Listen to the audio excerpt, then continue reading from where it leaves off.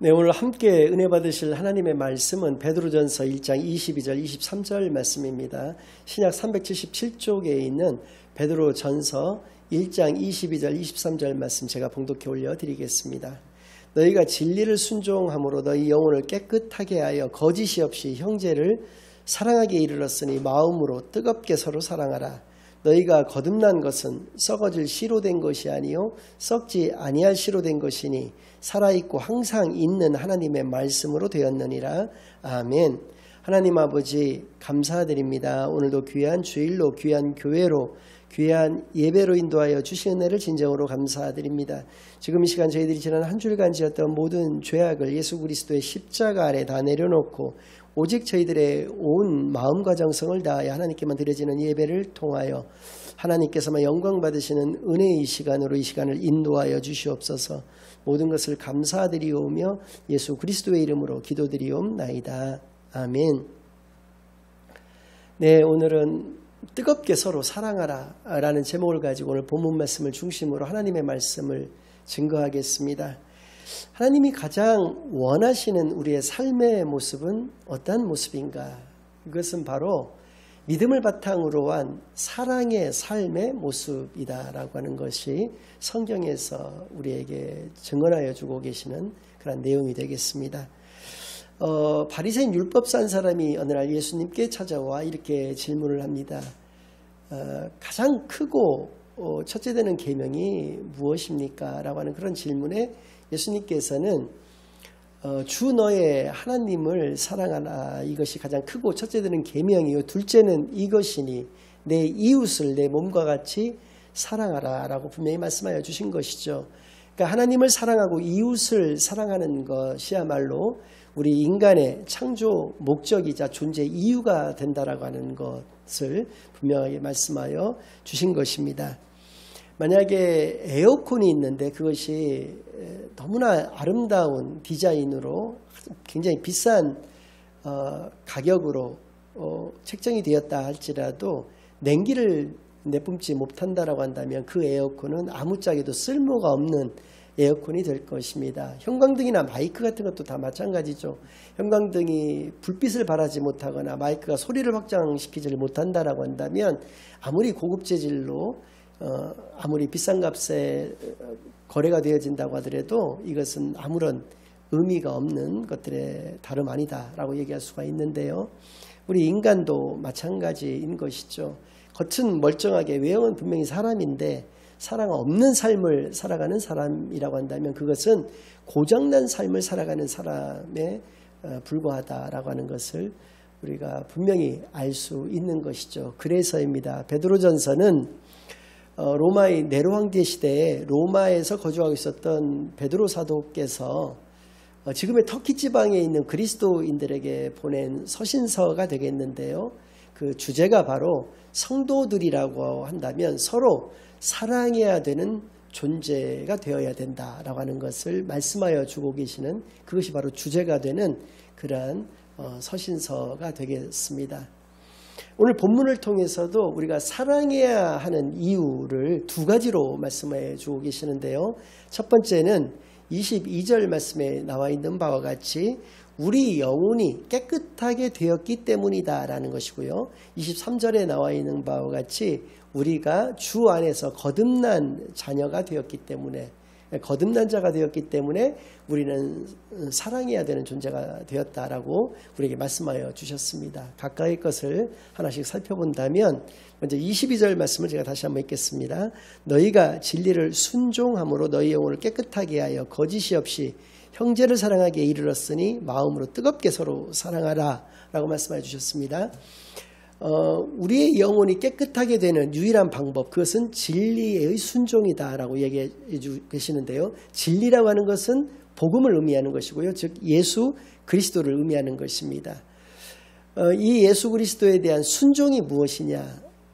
예수를 그리스도를 믿는 그 믿음을 우리가 소유하는 것과 예수님께서 우리에게 주신 말씀을 실천하는 것이 바로 순종인 것을 알 수 있게 하시는데요. 그렇다라고 해서 우리의 영혼이 깨끗하게 된 것은 우리의 어떤 노력으로 인해서 된 것이 아니라고 하는 것을 우리가 반드시 깨달아야 하는 것이죠. 그것은 바로 예수 그리스도로 인해서 우리가 깨끗해졌다라고 하는 것을 알 수 있는 것입니다. 고린도후서 3장 17절 말씀을 잠깐 보겠습니다. 그런즉 누구든지 그리스도 안에 있으면 새로운 피조물이라. 이전 것은 지나갔으니 보라 새 것이 되었도다.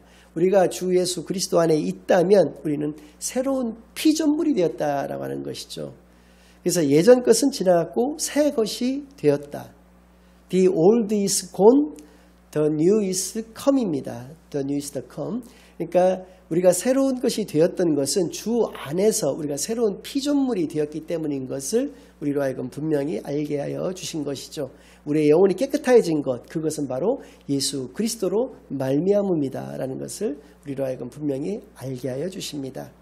두 번째는 23절 말씀인데요. 너희가 거듭난 것은 썩어질 씨로 된 것이 아니요 썩지 아니할 씨로 된 것이니 살아있고 항상 있는 하나님의 말씀으로 되었느니라.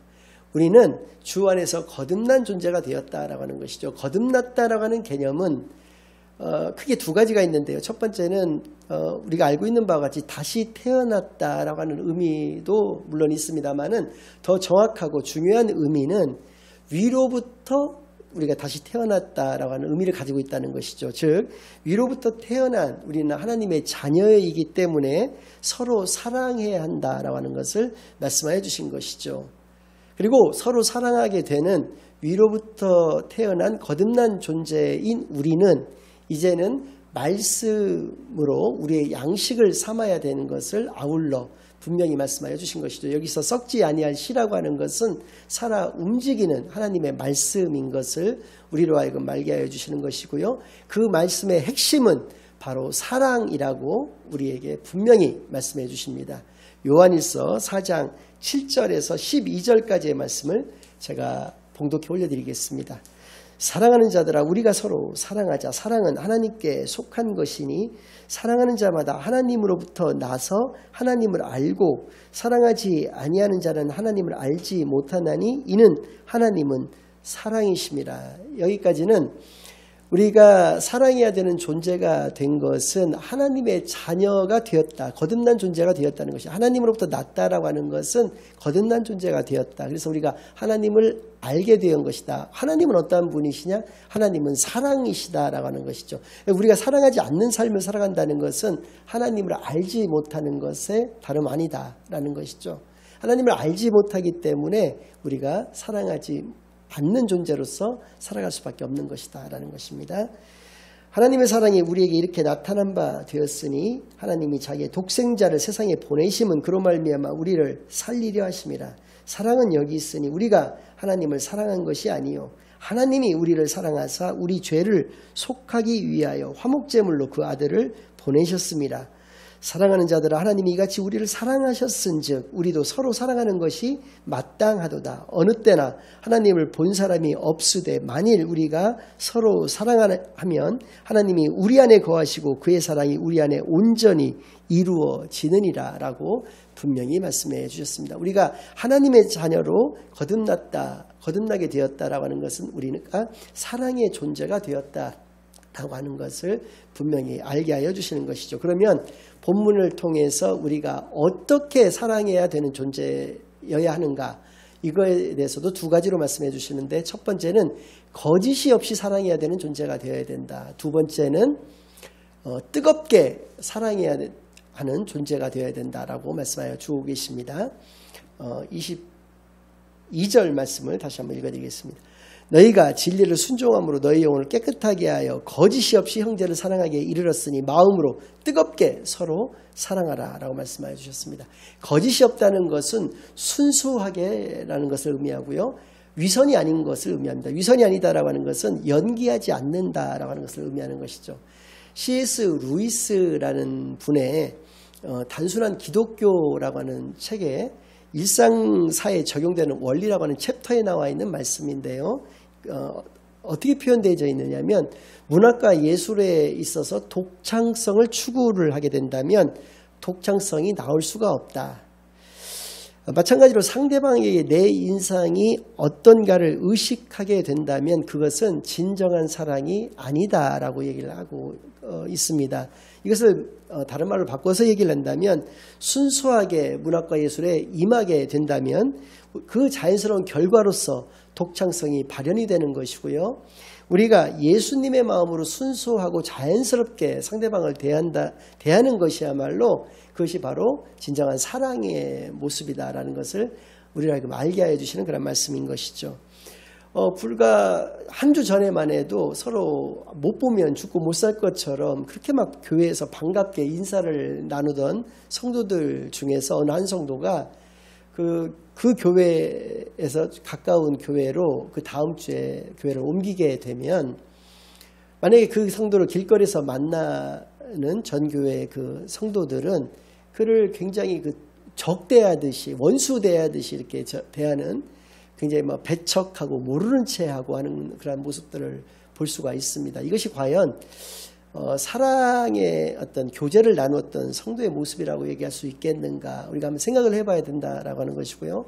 또한 어떤 모습이 있냐면 어떤 한 교회 내에서 목사님이나 장로님이나 권사님과 같이 다른 사람들에게 더 인정을 받고 더 자기가 생각할 때 사랑을 받는 어떤 성도가 있다라고 한다면 겉으로 대하는 모습은 뭐 똑같을지라도 속으로는 굉장히 질투하고 시기하고 미워한다라고 하는 그런 모습은 결코 사랑의 모습이라고 얘기할 수가 없을 것이라는 것이죠. 또 하나는 그 사람을 구분해서 사귀는 경우가 있습니다. 그러니까 어떤 사람을 기대를 가지고 사귄다라고 하는 것은 어떤 그 사람에 대해서 어떤 목적을 가지고 혹은 사심을 가지고 상대방을 대한다라고 하는 것이죠. 이것도 역시 사랑의 모습이라고 이야기하기는 어려울 것이라는 것이죠. 이렇게 거짓이 없는 그러한 순수한 그러한 사랑만이 진정한 사랑이다라는 것을 본문은 우리에게 말씀해 주시는 것이고요. 두 번째는 뜨겁게 사랑하라고 하는 것입니다. 사도행전을 보면 사도 베드로께서 감옥에 갇혔을 때 그 남아있는 성도들이 간절히 그를 위해서 기도하고 있는 모습을 발견할 수가 있습니다. 왜냐하면 감옥에 갇혔다는 것은 곧 순교를 앞두고 있다는 것에 다름 아니기 때문에 남아있는 성도들이 그를 살려달라고 간절히 기도했다라고 하는 표현이 나오는데 여기서 간절하게라고 하는 그 표현과 뜨겁게라고 하는 이 단어는 동의어입니다.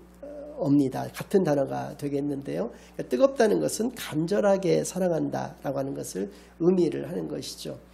아이들이 삐뚤어지지 않게 자라나게 하는 유일한 방법은 부모의 그 뜨거운 사랑밖에 없다는 것을 우리는 경험으로 너무나 잘 알고 있습니다. 그런데 오늘날의 부모들은 너무나도 그 아이들의 마음이 아니라 어떤 외적인 것에 관심을 지나치게 기울이는 것을 알 수가 있는데요. 그 자녀가 공부 잘하는 아이로 또 혹은 뭐 훌륭한 스펙을 갖는 아이로서 자라나기를 그쪽으로만 이렇게 관심을 기울인다라고 하는 것이죠. 이렇게 지나친 간섭 같은 것이 진정한 사랑이라고 생각할 수가 있는데 그것이 아니라 진정한 사랑은 바로 뜨겁게 간절하게 그 아이를 그 아이의 내면을 우리가 이해하려고 하고 그것을 사랑해주는 인정해주는 그러한 것이 달로 그런 모습이라고 우리가 이야기할 수가 있는 것이죠. 그런 사랑만이 그 자녀를 변화시킬 수 있듯이 사랑만이 모든 것을 변화시킬 수 있는 힘이 된다라고 하는 것을 이 시간 분명히 깨닫게 되시기를 바랍니다. 전 주인에게 학대받았던 어떤 그 유기견과 같은 경우에도 사랑을 베풀어주는 새로운 주인을 만났다고 해서 처음부터 마음을 여는 것은 아니거든요. 너무나 오랜 동안의 어떤 트라우마 때문에 마음을 열지 못하다가 그 사랑을 지속적으로 가지고 있었을 때 서서히 마음문을 열고 나중에는 그 상처를 다 이겨내고 그 새 주인과 이렇게 잘 살게 되는 모습을 우리가 볼 수가 있는데요. 개와 같은 미물도 그럴지인데 하물며 우리 인간은 말할 나위가 없는 것이죠. 사랑을 먹고 살아가는 존재가 바로 우리 인간이라는 존재가 되는 것을 반드시 기억하는 시간이 되기를 바랍니다. 결론을 말씀을 드리겠습니다. OECD 국가 중에서 자살률 1위가 바로 우리 대한민국입니다. 이 말은 바꿔서 얘기한다면 세계 제1의 자살률의 나라가 우리 대한민국이라는 것이죠. 근데 보다 더 좀 충격적인 사실은 탈북자들의 자살률이 이러한 대한민국 사람의 자살률의 8배에 달한다라고 하는 것이죠. 조선족보다도 훨씬 더 무시를 당하는 것이 탈북자들이라고 합니다. 그래서 어떤 식당 같은 데 취직을 하려고 해도 자신을 탈북자라고 소개하지 않고 조선족이라고 이렇게 속이는 경우들이 비일비재하다고 하는데, 이러한 어떤 모습들은 우리에게 무엇을 이야기를 하고 있냐면 우리 사회가 사랑이 없는 사회가 되어버렸다. 또 교회가 그렇게 많은데도 교회들이 다 사랑이 없는 교회가 되어버리고 말았다. 아직까지는 그렇게 성도들이 굉장히 많이 있는 것 같지만 그 그리스도인들조차도 사랑이 없는 그리스도인이 되었다라고 하는 것을 우리가 반드시 회개하는 시간이 되기를 바랍니다. 주 안에서 우리가 거듭났고 또 우리의 영혼이 깨끗하게 된 하나님의 자녀라고 한다면 우리는 우리 주변에 소외된 자들에게 눈을 돌리고 그들에게 관심을 기울이고 사랑을 베풀며 살아가는데 부족함이 없는 그러한 존재가 되어야 할 것입니다. 우리가 온전히 복음을 깨닫고 그 복음 가운데에서 소유하게 된 깨끗한 영혼을 가지고 거듭난 하나님의 자녀로서 거짓이 없이 깨끗하게 또 뜨겁게 서로 사랑하는 그러한 존재가 되어지는 놀라운 은혜가 있기만을 예수 그리스도의 이름으로 간절히 축원합니다. 아멘.